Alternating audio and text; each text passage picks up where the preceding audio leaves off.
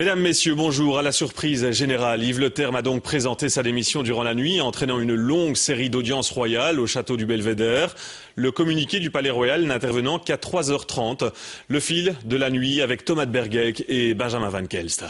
C'est un soir de juillet presque comme tous les autres. Il est 23h30, la plupart des Belges sont déjà couchés. Devant la résidence du roi, c'est l'effervescence. Un va-et-vient inhabituel de photographes et d'équipes de télévision. L'information se confirme. Yves Le Terme est en tête-à-tête avec le roi. Il n'est pas seul, car Herman Van Rompuy, le président de la Chambre, est présent lui aussi. Devant les grilles, le thermomètre baisse à mesure qu'augmente la tension. Il est minuit, nous sommes, le 15 juillet. Entre journalistes, on suppute, on évalue, on dresse des hypothèses.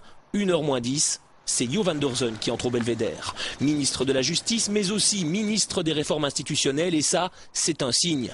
À 2h, voilà Didier Reynders.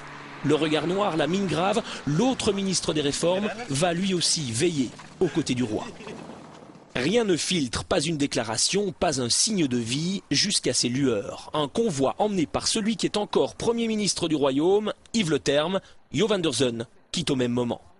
À la résidence privée du chef de l'État, la nuit n'est pas terminée. Didier Reynders reste encore un quart d'heure seul avec le roi. La réunion de crise prend fin à 3h30. C'est là que tombe le communiqué du palais, puis du cabinet du premier. Yves Le Terme a présenté sa démission. Malgré tous les efforts et toute la persévérance, le Premier ministre constate que le timing prévu dans l'accord de gouvernement n'est pas respecté. Les visions opposées entre les communautés sont aujourd'hui inconciliables.